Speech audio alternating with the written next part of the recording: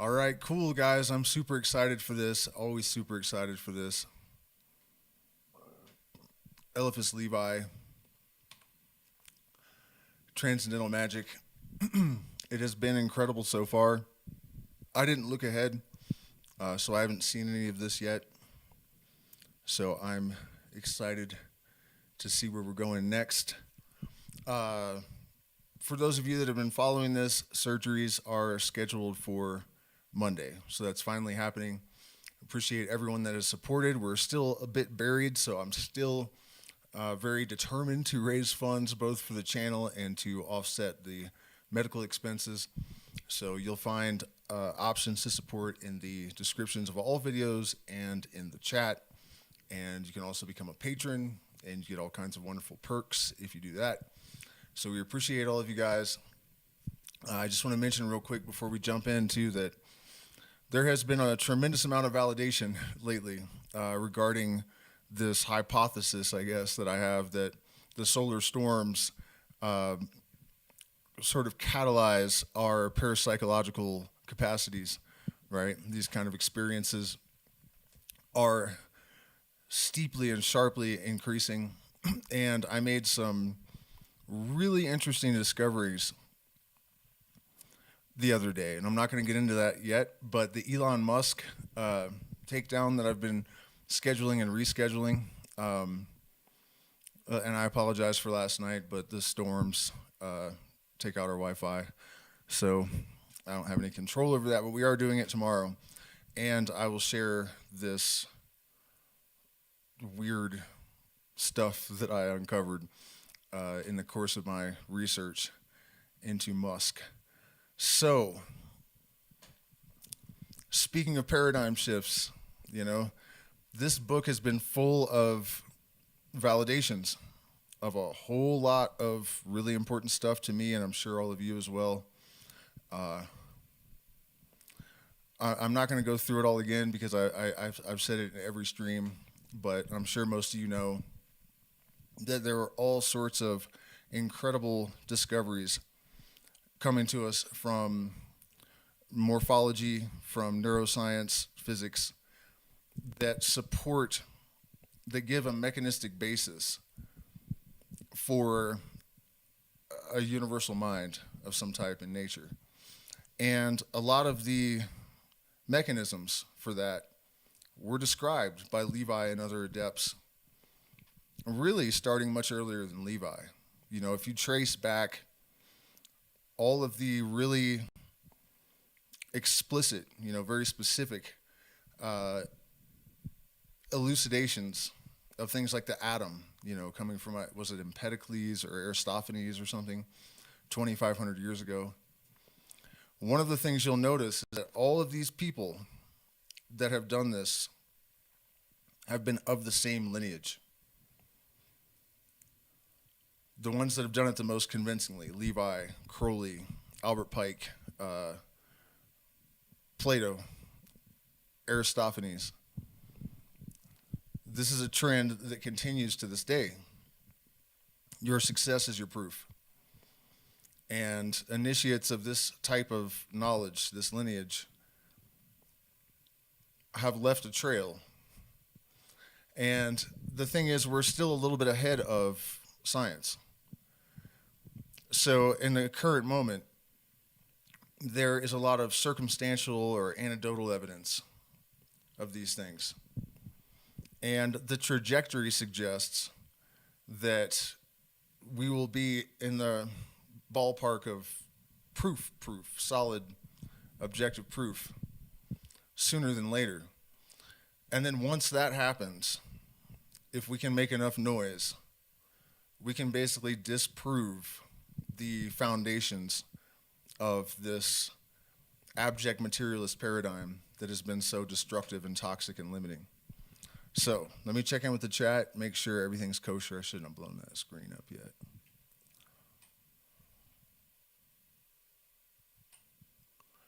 Make sure we're all good.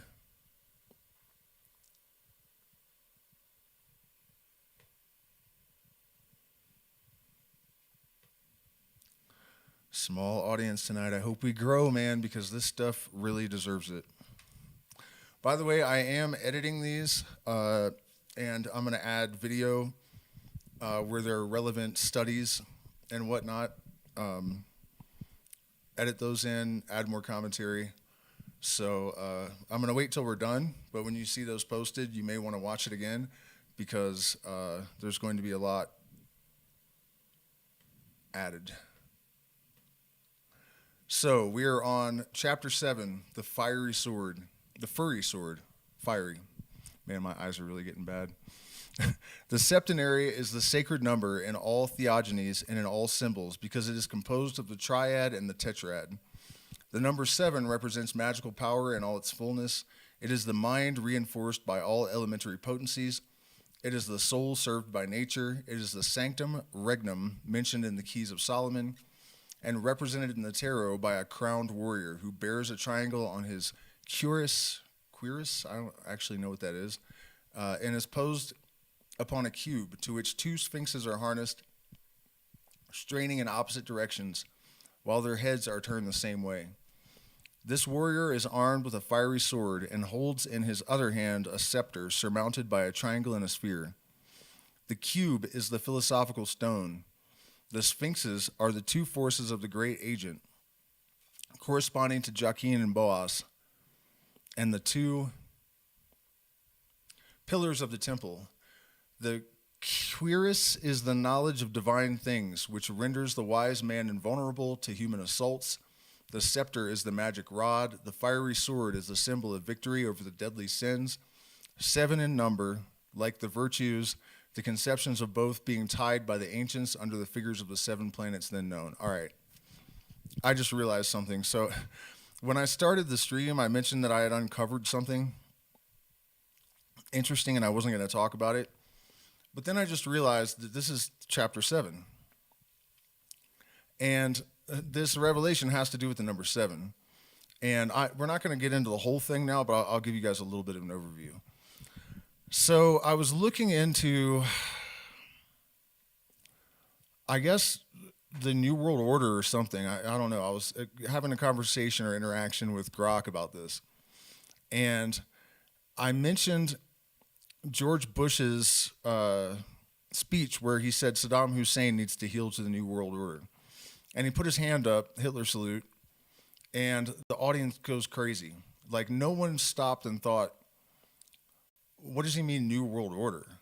Doesn't he mean America? He needs to heel to America? That was September 11th, 1990. I didn't know that when I asked Grok this. Grok, put that in its response, and I was like, wait a minute. 11 years to the day before the Twin Towers? And then it hit me that the Twin Towers look like a giant 11. And I was like, wow, that's really weird. And then Grok said something about how conspiracy theorists say that there's some numerological significance of 11. So I was like, well, the 11-year solar cycles are a big thing, and 11 is a number of magical expansion. And so as these solar cycles intensify, our magical ability increases, right? And it said, so you're pointing out that September 11th happened at the peak of one of these solar cycles. And I was like, no, that's not, I didn't know that. But it was, right? So it's important to note that that was solar cycle 23. We are now in solar cycle 25. In the occult, you reduce numbers to get to their essence, right? So 23, 2, and 3 is 5. That's the beginning of this cycle of the New World Order, right? Also, interestingly, not exactly related, but if you guys have seen my Synchronicity Stories videos, one of the big ones, my girlfriend was trying to draw something, and she was getting frustrated, and she had asked me about the number 11. We were talking about it, but she keeps like, God damn it, what the hell, and then finally she figured out that the problem was that there were 2 11s, and the second 11 was printed where the 23 was. So I don't know if that's related somehow, but it just struck me. My first 11/11 synchronicity had this thing in common with November 11th. So this solar cycle is 25, which adds to 7. And building 7 also fell when those two towers were hit. So I thought of the tarot attributions, and we'll go through them all in the next live stream. But every single 7 in the tarot deck, the relevance to the symbolism to what is happening right now is absolutely mind-blowing. Even the tower, which is the most obvious connection in symbolism, is 16, but 1 plus 6 is 7. So it's considered a 7 in essence. So come tomorrow and we'll go through this in greater depth. But also, by the way, something's going to happen. Some 9/11 type event at the peak of this solar cycle. So then I noticed that we're on 7, and clearly this is a place where our attention should be focused. Thus, faith, that aspiration towards the infinite, that noble self-reliance sustained by confidence in all virtues, that faith, which in weak natures may degenerate into pride, was represented by the sun. Hope, the enemy of avarice, by the moon. Charity, in opposition to luxury, by Venus. The bright star of the morning and evening. Strength, superior to wrath, by Mars. Prudence, hostile to idleness, by Mercury. Temperance, opposed to gluttony, by Saturn, who was given a stone instead of his children to devour. Finally, justice, in opposition to envy, by Jupiter, the conqueror of the Titans. Such are the symbols borrowed by astronomy from the Hellenic cultus. In the Kabbalah of the Hebrews, the sun represents the angel of light, the light bearer. The moon, the angel of aspirations and dreams. Mars, the destroying angel. Mercury, the angel of progress. Jupiter, the angel of power. Saturn, the angel of the wilderness. They were named Michael, Gabriel, Samael, Azael, Raphael, Zachariel, and Oriphael. These governing potencies of souls shared human life in periods which astrologers measured by the revolutions of the corresponding planets. But Kabbalistic astrology must not be confounded with judicial astrology. We will explain this distinction. Infancy is dedicated to the sun, childhood to the moon, youth to Mars and Venus, manhood to Mercury, ripe age to Jupiter, and old age to Saturn. Now, humanity in general subsists under laws of development analogous to those of individual life. On this groundwork, Trithemius establishes his prophetic key of the 7 spirits, to which we shall subsequently refer. By means thereof, observing the analogical proportions of successive events, it is possible to predict important future occurrences with certitude and to fix beforehand from age to age the destinies of nations in the world. St. John, depositary of the secret doctrine of Christ, has introduced it into the Kabbalistic book of the Apocalypse, which he represents sealed with 7 seals. We there find the 7 genii of ancient mythologies, with the cups and swords of the tarot. The doctrine concealed under these emblems is the pure Kabbalah, already lost by the Pharisees at the time of Christ's advent. The scenes which succeed one another in this wonderful prophetic epic are so many pentacles, the keys of which are the ternary, the quaternary, the septenary, and the duodenary. Its hieroglyphic figures are analogous to those of the Book of Hermes or the Genesis of Enoch, to make use of a tentative title which expresses merely the personal opinion of the erudite William Postel. The cherub, or symbolic bull, which Moses placed at the gate of the Edenic world, bearing a fiery sword, is a sphinx, having a bull's body and a human head. It is the antique Assyrian sphinx, and the combat and victory of Mithras were its hieroglyphic analysis.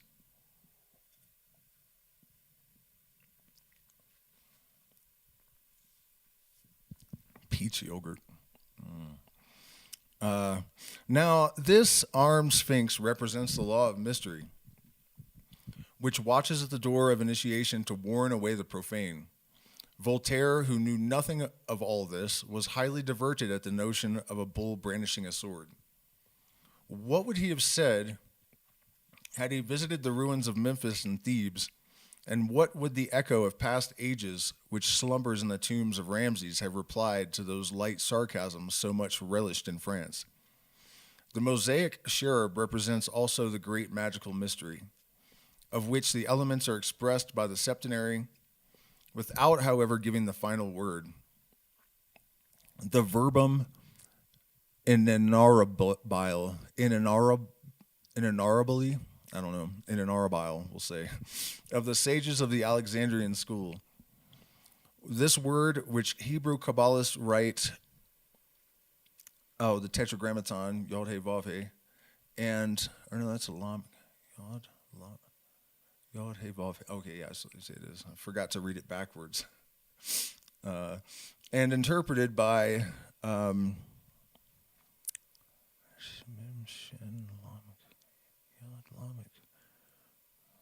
not sure about that either.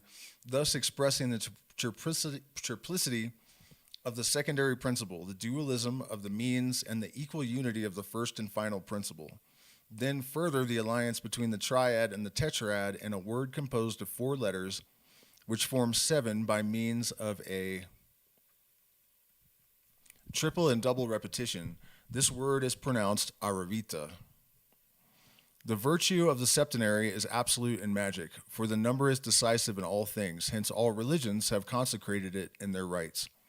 The 7th year was a jubilee among the Jews. The 7th day is set apart for rest and prayer. There are 7 sacraments, etc. The 7 colors of the prism and the 7 musical notes correspond also to the 7 planets of the ancients. That is, to the 7 chords of the human lyre. The spiritual heaven has never changed, and astrology has been more invariable than astronomy. The 7 planets are, in fact, the hieroglyphic symbols of the key of our affections. To compose talismans of the sun, moon, or Saturn is to attach the will magnetically to signs corresponding to the chief powers of the soul. To consecrate something to Mercury or Venus is to magnetize that object according to a direct intention, whether pleasure, science, or profit be the end in view.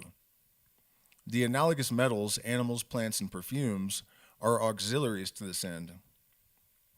The 7 magical animals are, among birds corresponding to the divine world, the swan, the owl, the vulture, the dove, the stork, the eagle, and the pewit. Among fish corresponding to the spiritual or scientific world, the seal is a fish, the hell, the catfish, the pike, the mullet, the chub, the dolphin, the sepia or cuttlefish. Among quadrupeds corresponding to the natural world, the lion, the cat, the wolf, the he-goat, the monkey, and the stag, and the mole. The blood, fat, liver, and gall of these animals serve in enchantments. Their brain combines with the perfumes of the planets, and it is recognized by ancient practice that they possess magnetic virtues corresponding to the 7 planetary influences. The talismans of the 7 spirits are engraved either on precious stones, such as the carbuncle, crystal, diamond, emerald, agate, sapphire, and onyx, or upon metals such as gold, silver, iron, copper, fixed mercury, pewter, and lead. The Kabbalistic signs of the 7 spirits are, for the sun, a serpent with the head of a lion; for the moon, a globe divided by 2 crescents; for Mars, a dragon biting the hilt of a sword; for Venus, a lingam; for Mercury, the hermetic caduceus and the cynocephalus.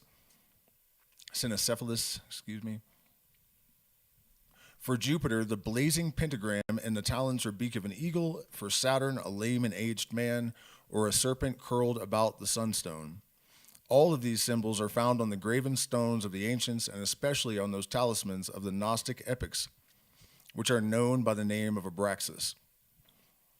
In the collection of the talismans of Paracelsus, Jupiter is represented by a priest in ecclesiastical costume, while in the tarot he appears as a grand hierophant crowned with a triple tiara, holding a 3-fold cross in his hands, forming the magical triangle and representing at once the scepter and key of the 3 worlds. By combining all that we have said about the unity of the triad and the tetrad, we shall find all that remains for us to say concerning the septenary, that grand and complete magical unity composed of 4 and 3. Now, I have very little to say about this because it's not really something that requires interpretation, except that the one thing is these animal symbols. When we hear of witches putting eye of newt and wing of bat in their cauldron, it's not because they suspect that or think that this part of this animal necessarily has some magical power. It's all about the symbolism. And one of the most powerful practices that a person can do in magic, and that it has efficacy as a therapeutic practice and for actors, musicians, maybe even writers, the assumption of God forms. And that has to do with wearing these animal parts, certain stones, burning certain types of incense, making the room the colors that we associate with whatever the essence of this entity, archetype, or deity is. Music, if it's the sun, if it's Ra, then hymn to Ra is playing. The room is plastered in gold, So yeah, I just wanted to mention that. Practice and encourage it because, David Bowie, for example, used to do this before he went on stage to get into character, depending on what the character was. Lots of people. Well, Maynard James Keenan from Tool used this a lot in the 90s. He seems to have settled on a specific character now these days. But back in the day, he had all these different characters and they would do these rituals before they went on stage. The other thing is, interestingly, the combination in music, you have the triad, which is the three notes of the chord. And when it becomes 4, the 4th tone that you add is the 7th degree of the scale. So you add 4 to 3, and that 4th thing is the 7. So this is something eventually I'm going to make a video about, but there are a lot of occult lessons that can be sort of mapped out and extracted from music theory. And again, the system that we used in the Western world was created by an initiate of this lineage, the Pythagoras. So before we get into the next chapter, let me jump into the chat and see if anybody has any input. What's going on, Asunder world? Yeah, we do need to raise consciousness. There's no doubt about that. And we are, where we can. The thing is, and I don't want to get into this in depth right now, but we have some structural issues with making change in the world because everything generates its opposite. So, right now, there are more people that are capable of having profound, complex, metaphysical interactions, right? There are more sort of illuminated people than ever. But as that end of the spectrum gains momentum and mass, so does the other end of the spectrum. And you can see that happening in the world right now. So yeah, my focus has definitely shifted from hoping to have some kind of global impact, and I don't mean just me, but the entire movement, to focusing on individuals that have already heard the call. Because I kind of feel like at this point, we're in that sort of, like in the Bible, there's that thing, let he who is dirty be dirty still, and he who is clean be clean still. I feel like that's kind of where we're at, so... And don't feel selfish about it, because due to entrainment and entanglement, if you elevate yourself, you're bringing the entire net of being with you to some extent. So that's where our focus should be now, I think. Don't worry too much about trying to convince sleepwalkers. Just work on yourself and the people that are on your wavelength. Okay, so 8, realization, Hod Vivens. Causes manifest by effects, and effects are proportioned to causes. The divine word, the one word, the tetragram, has affirmed itself by tetratic creation. Human fecundity proves divine fecundity. The yod of the divine name is the eternal virility of the first principle. That is so wild. The little spermatozoa that is the yod, the first principle, the thing that impregnated the universe. Man understands that he was made in the image of God when he attains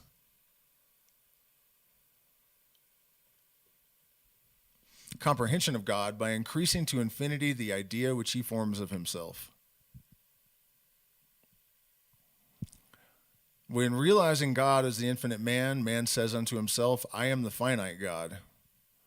So, that is super powerful and important. One of the practices that we do to prepare for the lesser banishing ritual of the pentagram and other workings is to visualize yourself expanding larger and larger and larger and larger, and the earth below you becoming smaller and smaller until you're passing the stars and quasars, and the galaxies are becoming even tiny, until you have burst through the veil beyond the universe and merged with the macroprosopos, the divine Godhead. And the reason that you do that is because you are identifying yourself with that, because in this tradition, we see everything as equally God. And so you are affirming your identity as God of your world so that you can manage the energy within your microcosm, right? And another objective is that whereas in our society, people generally crystallize, by 35 or something, and they feel like they have their proclivities and their likes and dislikes and their taste in music and their political disposition, and they identify with all of these things, and that's what they are, and it's not changing. That's not natural. And so an initiate is trying to expand continuously and to evolve and change and grow and to remain in a state of fluidity, especially fluid intelligence and adaptability. It's not the strong that survive, it's the most adaptable. And so doing things like trying to understand music that you don't think you like, and if you find something tedious like mathematics to the point where you hate it, do it. Do it all the time until you don't hate it anymore. Some adepts have taken this so far that they would eat feces, or do anything that they possibly could to overcome bias of any kind. Because the true illumination is not this fluffy, sort of blissful detachment that a lot of Buddhists and whatnot describe from our point of view. It is the ability to see the universe from the eyes of the universal mind. And one way that this has been put is that the goal is to be like he in whom suffering and glory are indistinguishable. There is no preference. There is only the experience that you're after. It doesn't matter if it's pain or pleasure or, eating creme brulee or a dog turd. It's you are looking for that omniscience. And so you want to understand doo-doo from the point of view of a fly as much as you understand creme brulee from the point of view of a human in order to have this sort of holistic experience of the universe.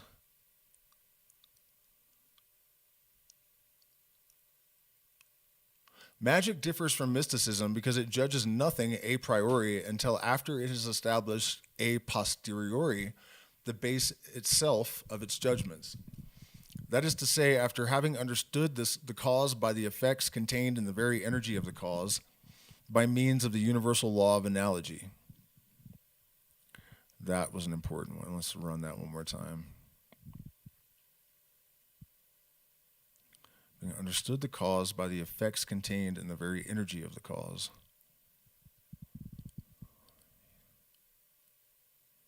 Hence, in the occult sciences, all is real. And therefore, and theories are established only on the foundation of experience. Realities alone constitute the proportions of the ideal, and the magist admits nothing as certain in the domain of ideas save that which is demonstrated by realization. In other words, what is true in the cause manifests in the effect. What is not realized does not exist. The realization of speech is the logos properly so called. A thought realizes itself in becoming speech. It realizes itself also by signs, sounds, and representation of signs. This is the first degree of realization. Then it is imprinted on the astral light by means of the signs of writing or speech. It influences other minds by reflection upon them. It is refracted by crossing the diaphany of other men. It assumes new forms and proportions. It is then translated into acts and modifies the world. This is the last degree of realization. Men who are born into a world modified by an idea bear away with them the impression thereof, and it is thus that the world is made flesh. Word is made flesh. The impression of the disobedience of Adam, preserved in the astral light, could only be effaced by the stronger impression of the obedience of the Savior. And thus the original sin and redemption of the world can be explained in a natural and magical sense. The astral light, or soul of the world, was the instrument of Adam's omnipotence. It became afterwards the instrument of his punishment, being corrupted and troubled by his sin, which intermingled an impure reflection with these primitive images, which composed the book of universal science for his still virgin imagination.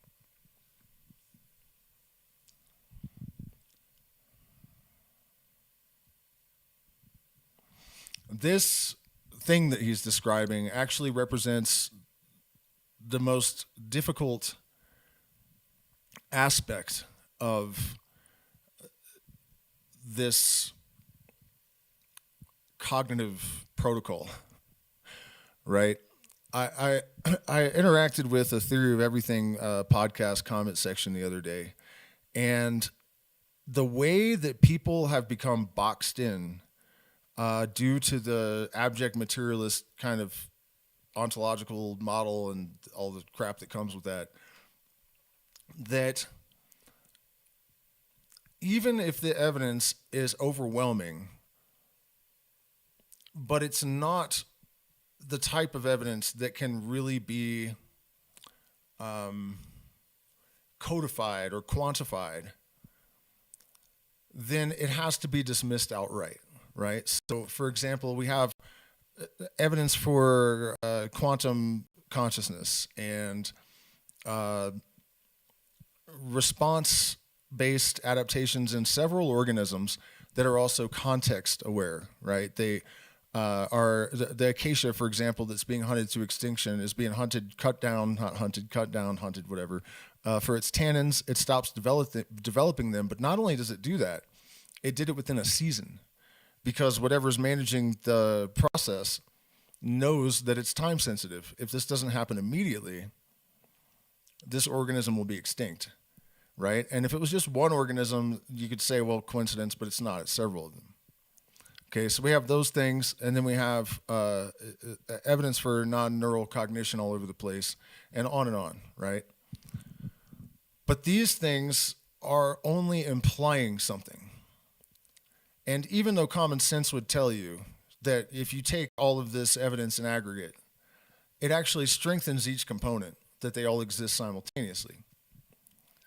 They can't do that. And people are so determined to preserve their models, even if they're wrong, that they actually are eager to invalidate these things without really giving them due consideration. On the other hand, even though I've had a lot of experiences that suggest that certain entities are real and whatnot, I have to allow for the possibility of coincidence. I have to allow for the reality of subjective experience. and on and on. So I cannot really have certainty.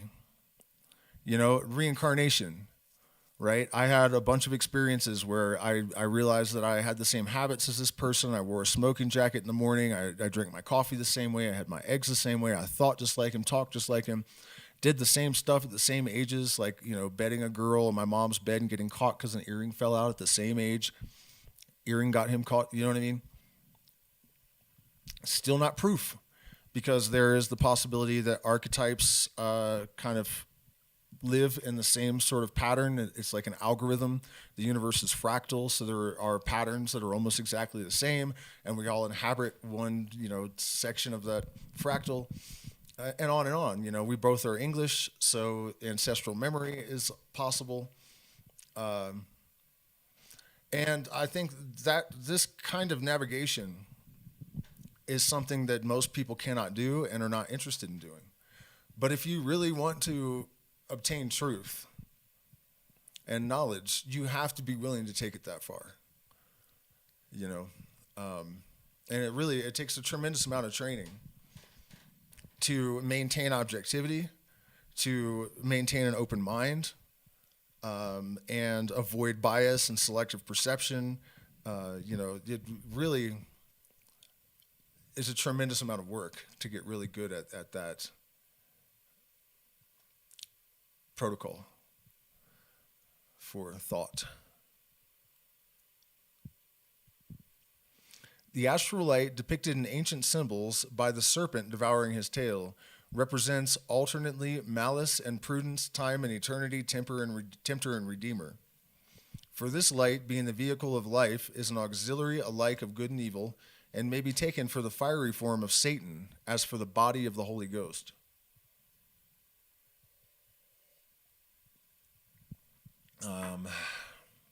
By the way, the Ouroboros also, represents, what did he call it? What did he call it? The astral light, or, yeah, depicted in ancient symbols by the serpent devouring his own tail.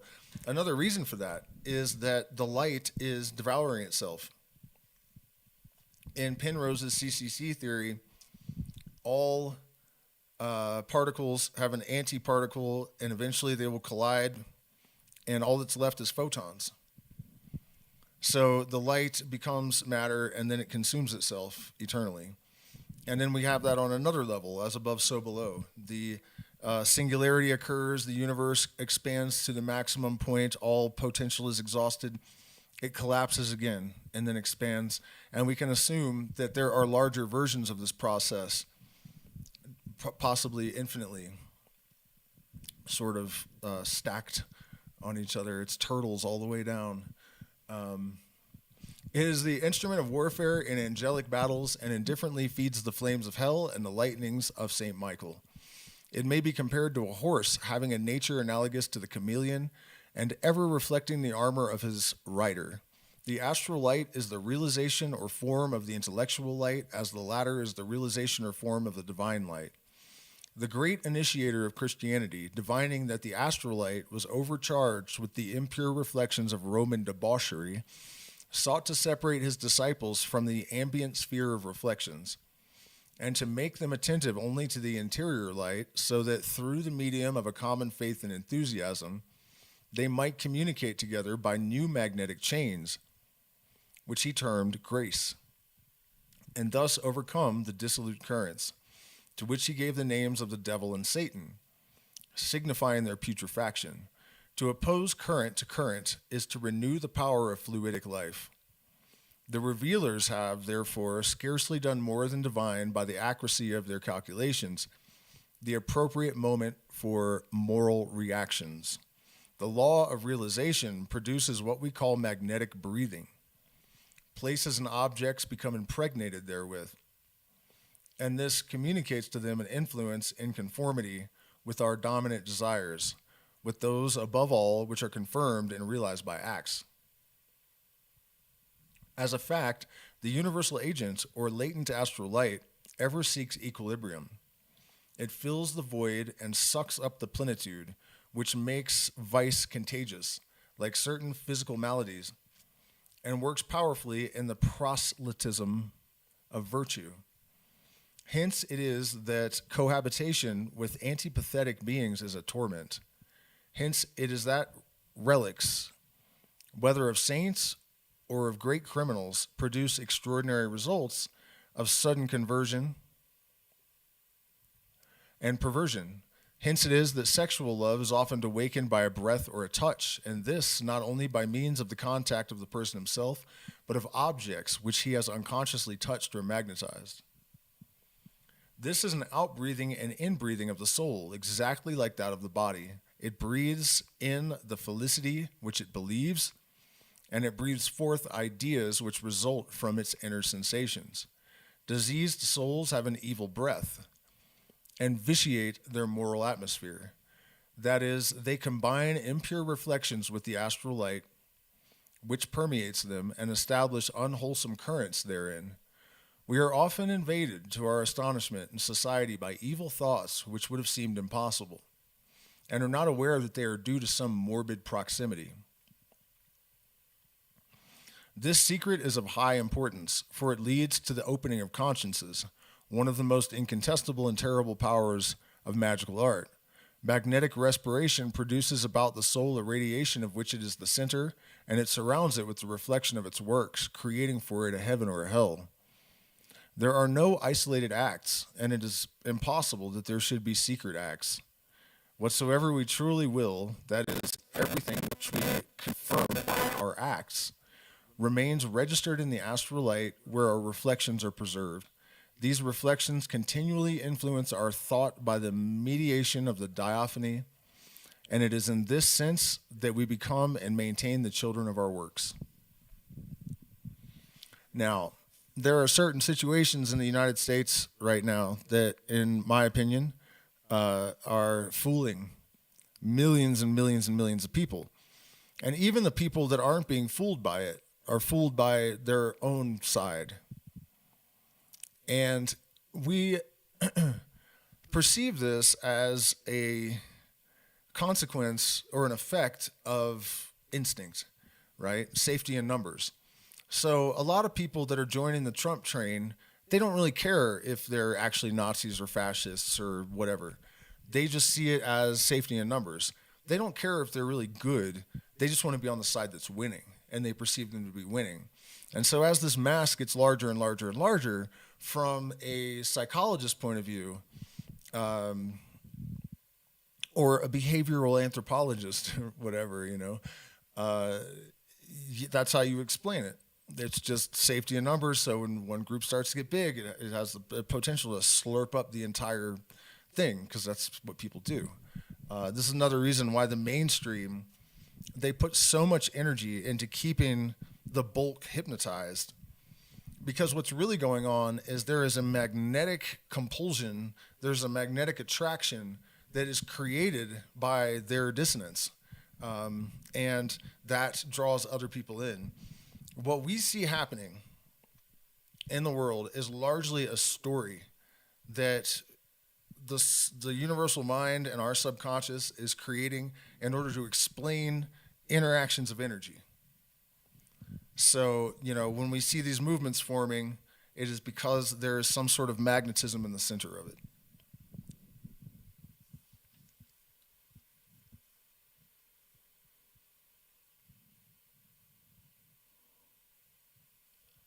Magnetic respiration.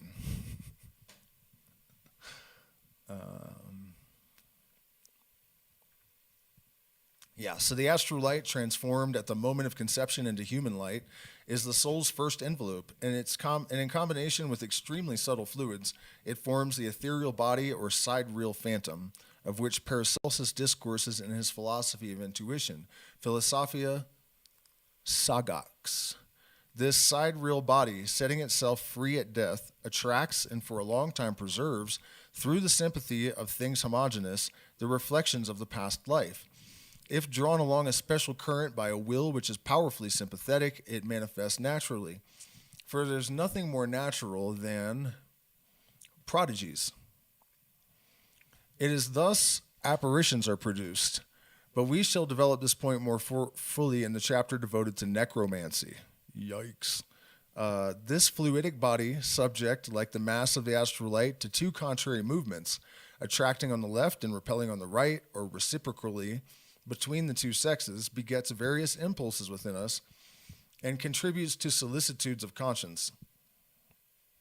It is frequently influenced by reflections of other minds, and thus are produced, on the one hand, temptations, and on the other, profound and unexpected graces.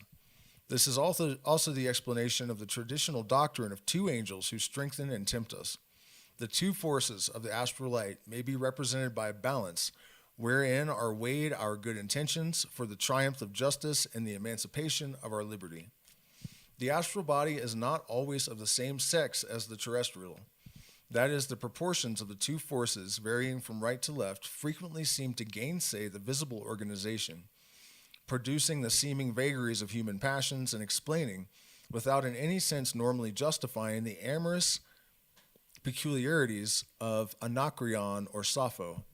A skilled magnetizer should take all these subtle distinctions into account, and we shall provide in our ritual the rules for their recognition. There are two kinds of realization, the true and the fantastic. The first is the exclusive secret of magicians. The other belongs to enchanters and sorcerers. Mythologies are fantastic realizations of religious dogma. Superstitions are the secrecy of mistaken piety, sorcery of mistaken piety. But even mythologies and superstitions are more efficacious with human will than a purely speculative philosophy apart from any practice.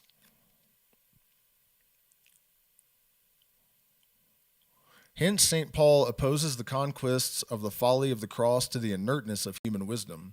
Religion realizes philosophy by adapting it to the weakness of the vulgar. Oh man, that is sweet. Religion realizes philosophy by adapting it to the weaknesses of the vulgar. Such is for the Kabbalists the secret reason and occult explanation of the doctrine of incarnation and redemption. Now, we can look at ways that Christianity does that. It's a great example. If you want to create a society where there is no connection between the people, this is the first step in creating this divided populace that is being exploited as we speak, right? So it makes sense, and it's divinely ordained that others should suffer for your mistakes. This is the basic precedent for Christianity. And that, in and of itself, is enough to criminalize the religion, really, to ban it outright. You know, the mentality that it foments is anything but love thy neighbor. And it was designed with this in mind, you know. Somewhere he mentioned also that the separation between action and dogma, right? You see that with Christianity, you know, that people say, oh, well, it means all of this stuff that, you know, the Christian right, for example, doesn't observe any of it. None of it. And that preying on the weakness of these populations, you know, to give them the sense of moral superiority and validation, and also to put that exclusivity clause in there that if they're not with you, then they're not, you know, they're not going up to heaven. Can't use their book, it's all lies, got to use mine.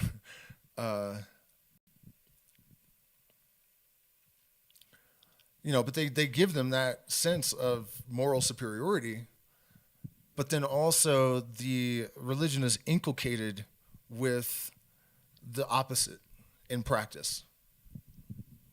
So that's a great example of exploiting the weakness, realizing a philosophy by exploiting the weakness of the vulgar. Thoughts untranslated into speech are thoughts lost for humanity. Words unconfirmed by acts are idle words, and the idle word is not far removed from falsehood. Thought formulated by speech and confirmed by acts constitutes a good work or a crime. Hence, whether in vice or virtue, there is no speech for which we are not responsible. Above all, there are no indifferent acts. And so, the idle words being not far removed from falsehood, I'm not a person that's capable of small talk. I can't go hang around muggles and just like converse with them. I can't do it. And I don't want to do it.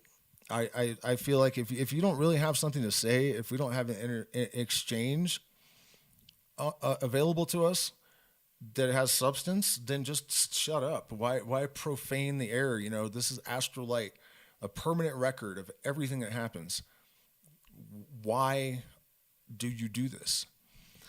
And when you look at the culture and you realize how toxic and destructive and vapid it is, and then you look at this tendency to exchange banal, empty, pointless speech. That's what he's illustrating there. Curses and blessings invariably produce their consequence, and every action whatsoever its nature, whether inspired by love or hate, has effects analogous to its motive, its extent, and its direction. When that emperor, whose images had been mutilated, raising his hand to his face, exclaimed, "I do not feel that I am injured," he was mistaken in his valuation, and thereby detracted from the merit of his clemency. What man of honor could behold undisturbed an insult offered to his portrait? And did such insults, inflicted even unknown to ourselves, react on us by a fatal influence? Were the effects of bewitchment actual, as indeed an adept cannot doubt? How much more imprudent and ill-advised would seem this utterance of the good emperor? There are persons whom we can never offend with impunity, and if the injury we have done to them is mortal, we forthwith begin to die. There are those also whom we never meet in vain, whose mere glance alters the direction of our life. The basilisk who slays by a look is no fable. It is a magical allegory. Generally speaking, it is bad for health to have enemies. We can never brave with impunity the reprobation of anyone.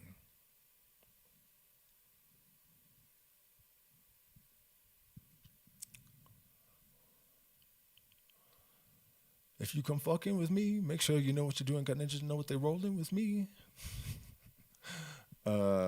Generally speaking, it is bad for health to have enemies, and we can never brave with impunity the reprobation of anyone.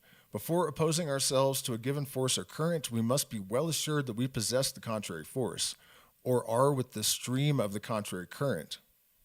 Otherwise, we shall be crushed or struck down, and many sudden deaths have no other cause than this. The terrible visitations of Nadab and Abin, of Osa, of Ananias, and Sapphira were occasioned by electric currents of outraged convictions. The sufferings of the Ursulines of London, of the nuns of Louviers, and of the convulsionaries of Jansenism were identical in principle and are explicable by the same occult natural laws. Had not Urban Grandier been immolated, one of two things would have occurred. Either the possessed nuns would have died in frightful convulsions, or the phenomena of diabolical frenzy would have so gained in strength and in influence epidemically that Grandier, notwithstanding his knowledge and his reason, would himself have become hallucinated, and to such a degree that he would have slandered himself like the unhappy Goffrey, or would otherwise have perished suddenly with all the appalling characteristics of poisoning or of divine vengeance. In the 18th century, the unfortunate poet Gilbert fell a victim to his audacity in braving the current of opinion and actual philosophical fanaticism which characterized his epoch. Guilty of philosophical treason, he died raving mad, possessed by the most incredible terrors, as if God himself had punished him for defending his cause out of season. As a fact, he perished by reason of a law of nature of which he could know nothing. He set himself against an electric current and was struck down as by lightning. Had Marat not been assassinated by Charlotte Corday, he would have been destroyed infallibly by a reaction of public opinion. It was the execration of the honest which afflicted him with leprosy, and he would have had to succumb there too. The reprobation excited by the massacre of St. Bartholomew was the sole cause of the atrocious disease and death of Charles IX. While had not Henry IV been sustained by an immense popularity, which he owed to the projecting power of sympathetic force of his astral life, he would scarcely have outlived his conversion, but would have perished under the contempt of Protestants, combined with the suspicion and ill will of Catholics. Unpopularity may be a proof of integrity and courage, but never a policy or prudence. Unpopularity may be a proof of integrity and courage.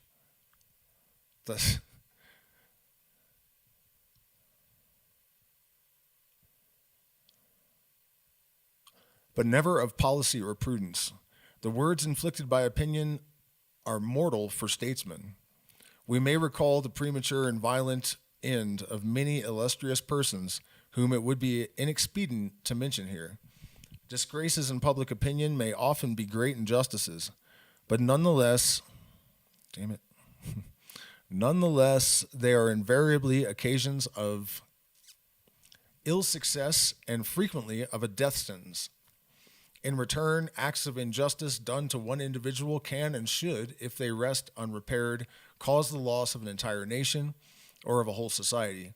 This is what is called the cry of blood, for at the bottom of every injustice there is the germ of homicide. By reason of these terrible laws of solidarity, Christianity recommends so strongly the forgiveness of injuries and reconciliation. He who dies unforgiving casts himself dagger-armed into eternity and condemns himself to the horrors of an eternal murder. The efficacy of paternal or maternal blessings or curses is an invincible popular tradition and belief. As a fact, the closer the bonds which unite two persons, the more terrible are the consequences of hatred between them. The brand of Althea, burning the blood of Meleager, is the mythological symbol of this terrible power. Let parents be ever on their guard, for no one can kindle hell in his own blood and devote his own issue to misfortune without himself being burnt and made wretched. To pardon is never a crime, but to curse is always a danger and an evil action. And that's what's up.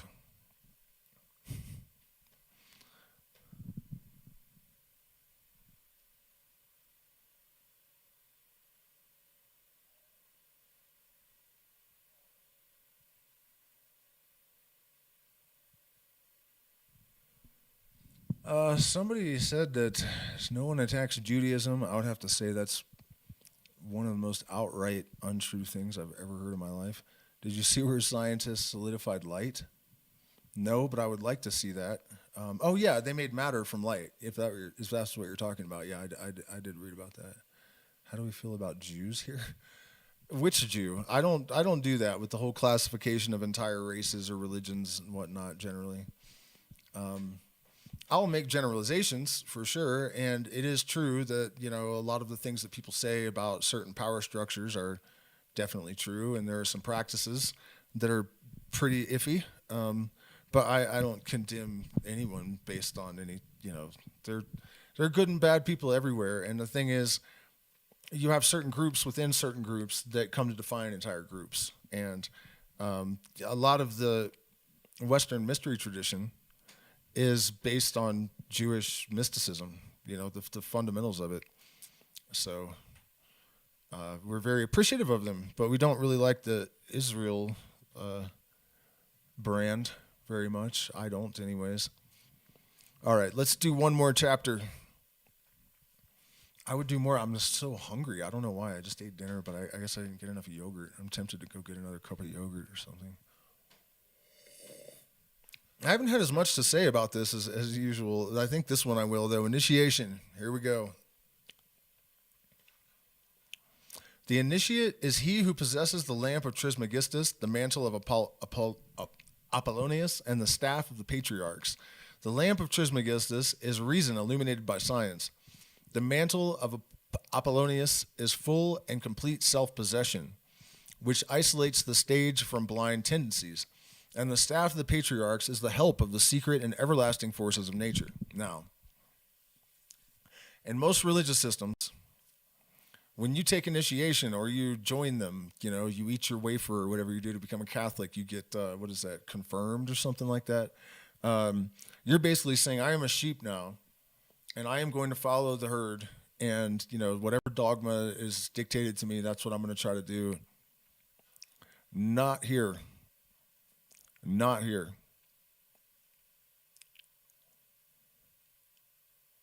Reason, illuminated by science. Full and complete self-possession, which isolate the sage from blind tendencies. We're not groping in the dark for nothing. And the staff of the patriarchs is the help of the secret and everlasting forces of nature, which you must know consciously in order to exploit. The lamp of Trismegistus enlightens present, past, and future, lays bare the conscience of men, and manifests the inmost recesses of the female heart. The lamp burns with a triple flame, the mantle is thrice folded, and the staff is divided into 3 parts. The number 9 is that of divine reflections.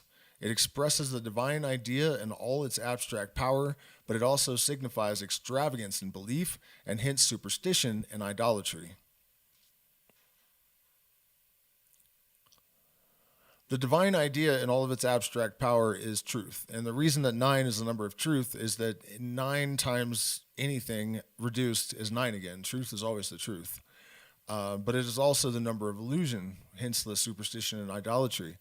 The light reflected on the moon is 9 on the Kabbalistic tree of life, and everything about the moon, the distance from the earth, the diameter of it, and other features, all reduced to 9, which they couldn't have known back when the Kabbalah was created. So kind of what that's about. For this reason, Hermes has made it the number of initiation, because the initiate reigns over superstition and by superstition, and alone can advance to the darkness. Leaning on his staff, enveloped in his mantle, lighted by his lamp. Reason has been given to all men, but all do not know how to make use of it. It is a science to be acquired. Liberty is offered to all, but not all can be free. It is a right that must be earned. Force is for all, but all do not know how to rest upon it. It is a power that must be seized. We attain nothing without more than one effort. The destiny of man is that he should enrich himself with what he gains, and that he should afterwards have, like God, the glory and pleasure of dispensing it. Magic was called formerly the sacerdotal art and the royal art, because initiation gave empire over souls to the sage and the adroitness for ruling wills. Divination is also one of the privileges of the initiate. Now, divination is simply the knowledge of effects contained in causes in science applied to the facts of the universal dogma of analogy.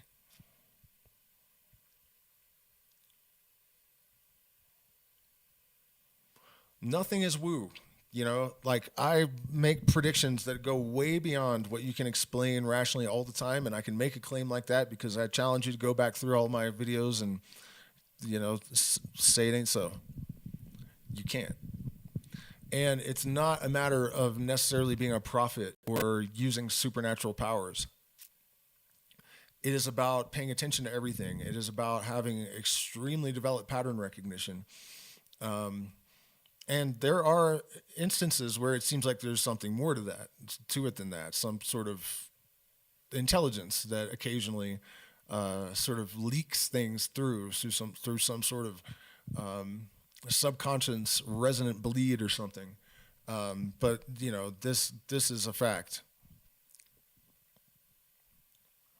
What he said about how it's a privilege of the initiate, but it's a knowledge of effects contained in causes and science applied to the facts of the universal dogma of analogy. And the universal dogma of analogy, a great example of that is that Mercury is the closest planet to the sun, right? And whoever named it that didn't have in their mind that Mercury had 99 protons and gold 98. And so this is the dogma of analogy as it is presented by the universal mind, and sometimes bleeds, as I was saying, through the individual subconscious and the collective as well. Another really weird example of this is that Mercury, the metal, is used in moats in a subgroup of the Aztecs around the sarcophagus of buried royalty or dead royalty, And it's there to help them to cross over into the land of the dead. Mercury, the entity, is also a psychopomp that ferries people across to the land of the dead. There is no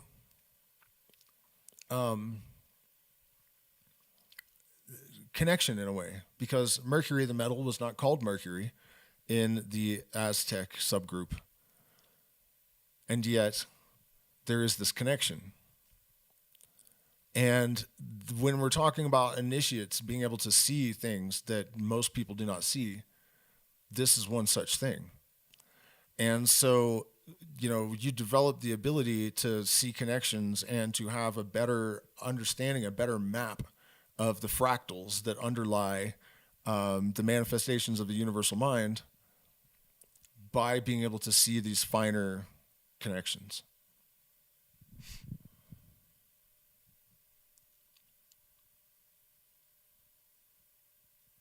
Human acts are not alone written in the astral light. Their traces are left upon the face.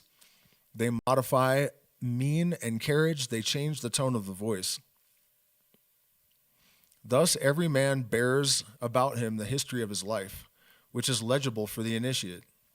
Now, the future is ever the consequence of the past, and unexpected circumstances do not appreciably alter results reasonably calculated.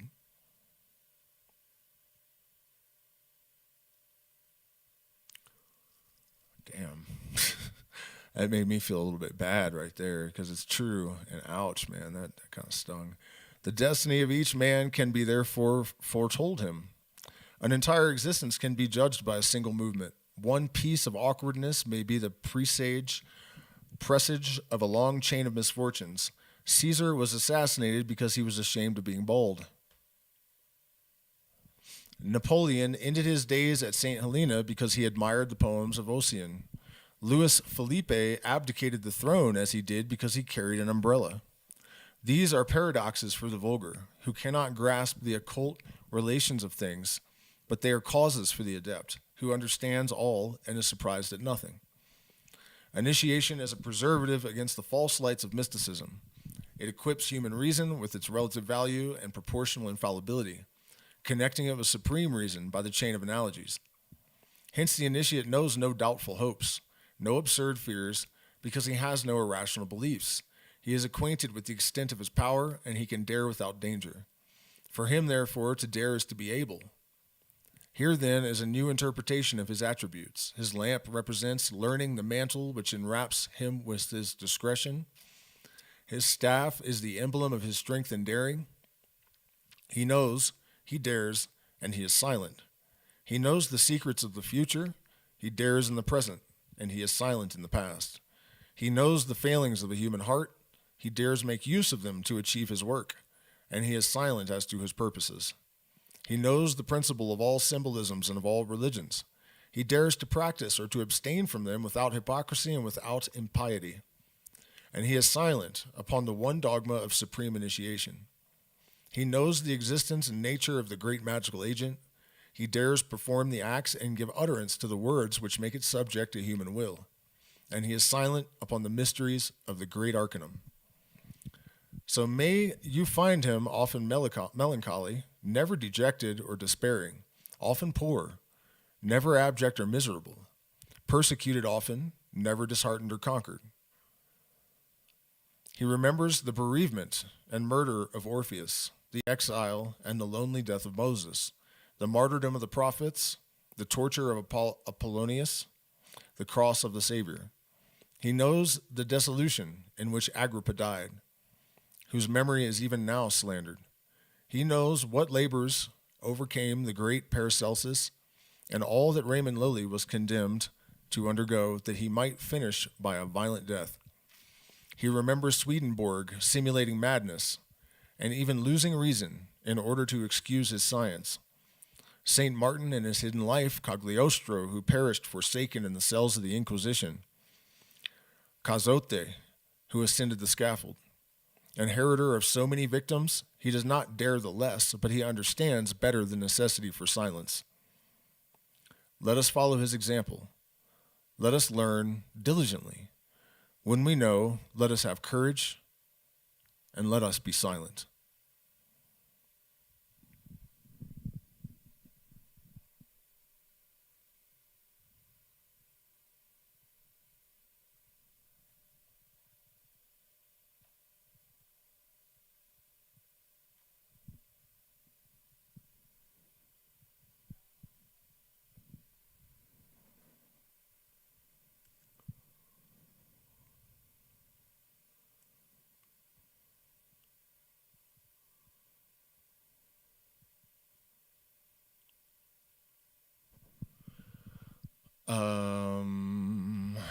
Let's see.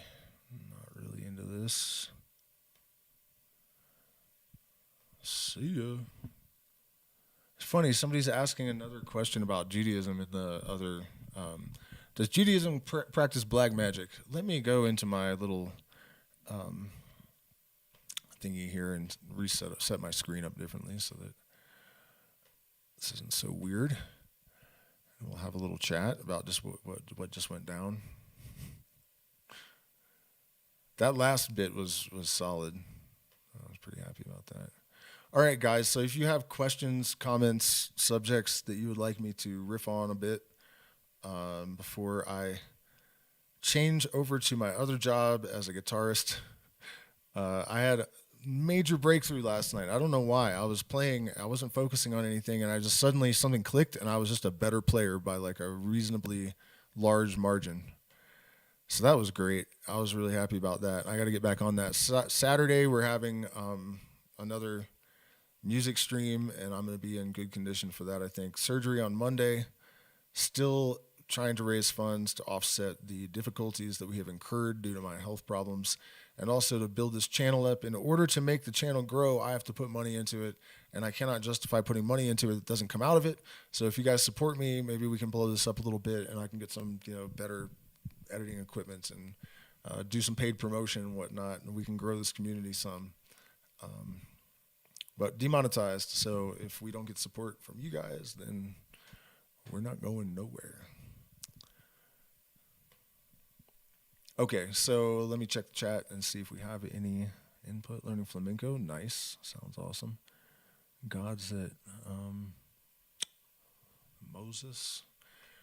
Okay, guys, just waiting for some input from someone. Let me see what the next chapter is about. Yeah, we're going to start there next time. All right, well, I'll go ahead and offer some thoughts, I guess, then. I mean, he said it all so well. It's kind of difficult, really, to add anything to that. You can't overstate the importance of the integration of this approach to developing oneself, spiritually and otherwise. We have sort of all been inculcated with this belief that opinion is, that all truth is opinion. There's so much that has, I guess, come to us in the form of propaganda, whether deliberate or conveniently emergent, that serves the purposes of maintaining this misguided paradigm.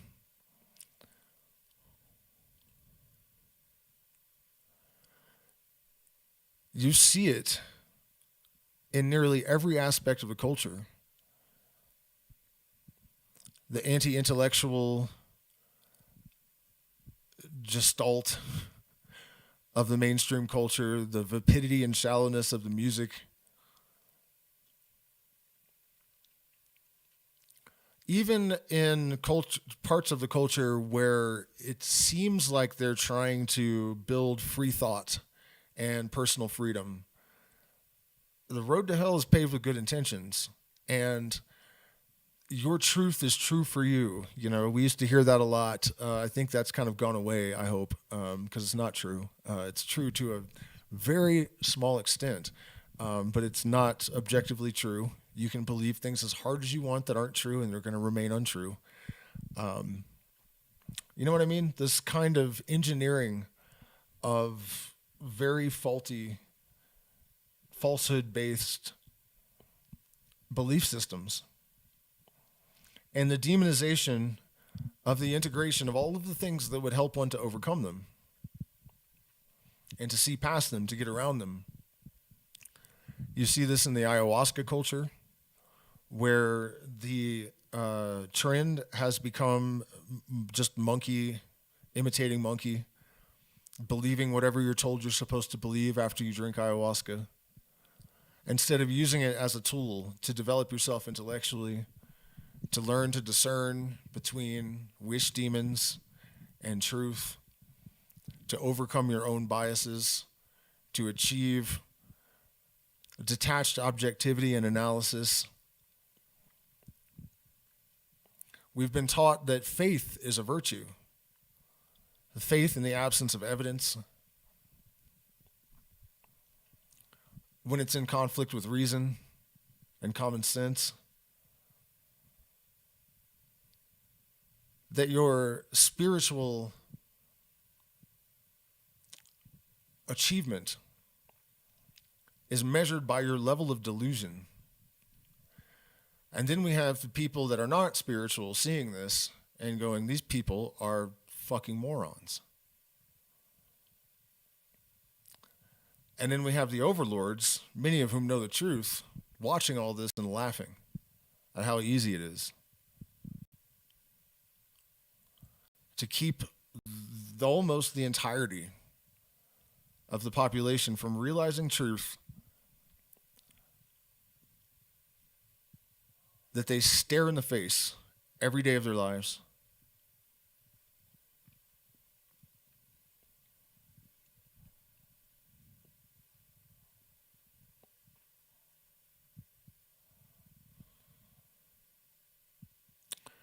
Barely occulted, hiding in plain sight.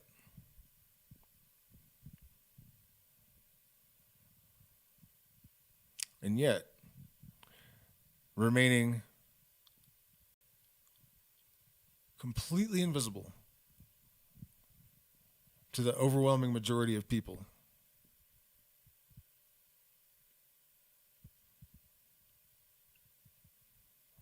They've been convinced that it doesn't exist, that if it does, you can't find it. You're not going to learn what you don't want to know.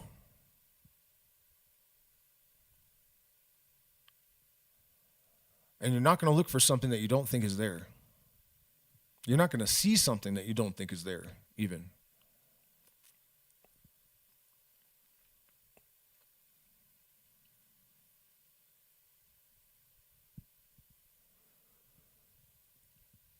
Herd conformity pressure.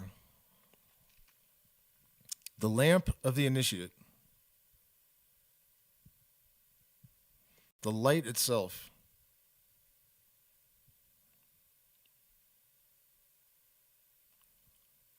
What the hell? Is how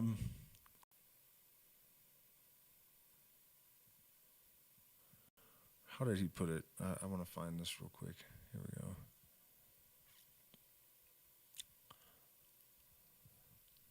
The light itself is the initiate's full and complete self-possession, self-definition, self-awareness.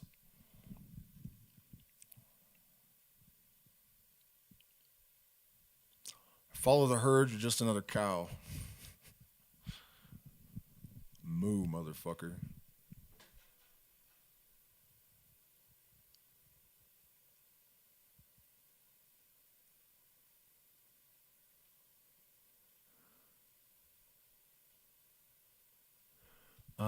I think he's asking about music. Did I start with blues? I definitely did not.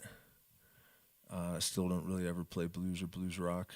Except I did the other day, and it came out really well. I have actually cut up some of the highlights and posted them on TikTok and various places.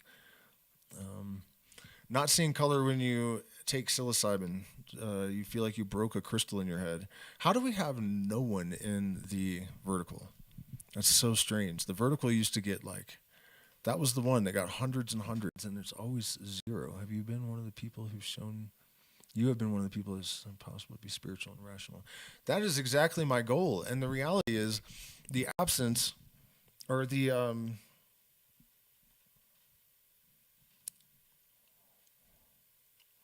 not absence, but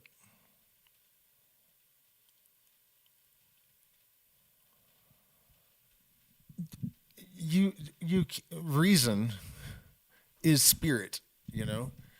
This weaponized spirituality that we've all been inundated with, whether it's the institutionalized religions or the New Age movement with all of their wacky bullshit. The idea that we have to abandon reason and common sense, that's the word I was looking for, abandon reason and common sense in order to have knowledge of spirituality is the complete opposite of the truth. It's the complete opposite of the truth. The same people that tell you that will tell you that this world is a reflection of the energetic or spiritual world. Well, it can't be both, like what you have to remember that we really live in a world where most people are just regurgitating things that they've heard that they think they're supposed to say. It really is true. I've been interacting with a lot of people in comment sections lately, and that fact has been driven home so hard. You have a certain type of person, and they say whatever they think they're supposed to in order to virtue signal to the other people in their demographic. There's not a seed of actual analysis or thinking or, you know what I mean? The overwhelming majority of people are just automatons cognitively. It's just the fact. Even a lot of highly intelligent people are just running scripts, that free radical that real initiates represent is really a needle in a haystack amongst the human race.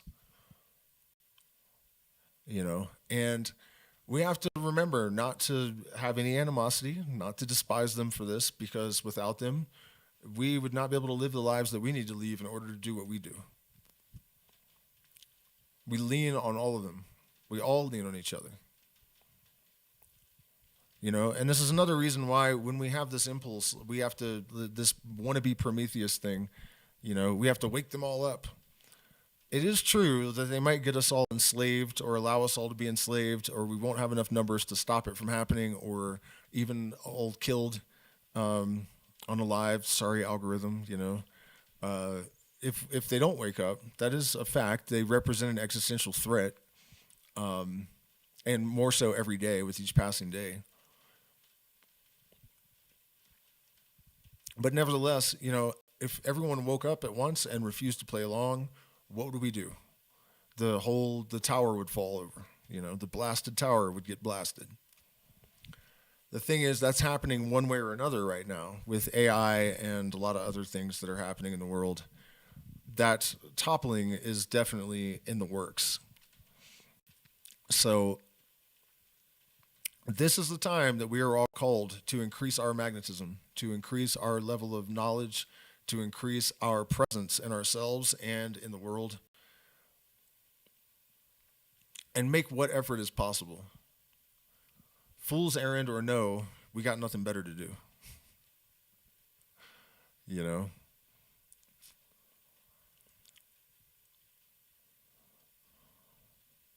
For good or for ill, win or lose, this is our moment. Better try to own it. Sounds like storms are rolling in, you guys. I'm probably going to Whipping Post as the best jam track. Yeah, I'll play that on Saturday for sure. I do not see any questions or suggestions for anything in here. So, all right, guys, I guess I'm going to check out, and then tomorrow I'll be back with the Elon takedown. Please share these videos, man. They're really important. Particularly this last segment. Like I said, I'm going to cut them up. I'm going to cut them up and put them out so they're more easy to just digest in single pieces. Plus, the first 2 chapters we read weren't that amazing, and then the last one was. And I hate it when that happens because it needs to open with something people are going to pay attention to. Do you think there is possibility that there are genuine NPCs, philosophical zombies that don't have internal experience and are just out? That's definitely real. By the way, you guys, hit the like button, share, subscribe, consider becoming a patron. We are demonetized, so we get no support, and I've had some issues lately that I need to rebound from, and we're having events in Sacred Valley until into April, and in May in the jungle, and then back in Sacred Valley in July. So if you're interested in that, shoot me an email. Okay, but this NPC thing, yeah, and some of the world leaders, I think all of them probably are those type of automatons. We think of NPCs as being like the Walmart grocery bagger or whatever. That's not always true, first of all. I've met some people that were so illuminated that, like one in 100 million types that were just doing like just normal shit that you would, you would never know until you really talk to them. But at the other end too, I think people like George Bush and Donald Trump and Joe Biden are pretty much just automatons. They're just kind of going through motions, operating on subconscious default patterns. That's absolutely true. And actually, 1 in 5 people does not have a internal narrator. There's no internal voice. I don't understand how they think. I guess they just don't think. They just do stuff. But NPCs are definitely real. Definitely 100%. In fact, I think most people are, the masses basically operate like that. The thing is, you cannot dehumanize them over it, because they still love their children. They still have hopes and dreams. They're still real people in a sense. But yeah, the whole non-player character thing is definitely completely real. And of course, our goal, we could talk about awakening, right? But what is that? It really just means that we are decreasing the ratio of automatic, subconscious to conscious processes. That's what the whole thing is about, So when you realize that there are people that are at a different level in that way, that's what that is. It really is. I think Daniel Dennett may have been an NPC just running complex informational processing. I don't know who that is. But yeah, guys. So I'm gonna call it for tonight, and I will be back tomorrow. We're not missing the Elon thing, no matter what. This time, I've got so much to say about that. I know it's gonna upset some people, but do I look like I care? Really? I mean, this stuff has to be dealt with. We're in so much trouble. People need to snap out of it, and if they don't snap out of it immediately, then we have no hope of winning any kind of revolution or whatever. You know what I mean? It's not going to happen. There's not going to be any mass awakening. There's not going to be nothing. The first step in people's awakening process is to snap out of their political indoctrination. Until that happens, they're lost. There's nothing, you know what I mean? As soon as somebody tells me, basically, and I'm sorry if this applies to you, as soon as anyone tells me they still believe in either of the U.S. political parties, I'm pretty much like, I'm talking to a wall from my point of view. You know what I mean? There's no point, beyond that moment. So, cheers, you guys. I'll see you tomorrow night. Thank you so much for spending this time with me. Please turn on your bell notifications and hit the like button and the subscribe and join the Patreon and all that stuff, and I'll see you tomorrow.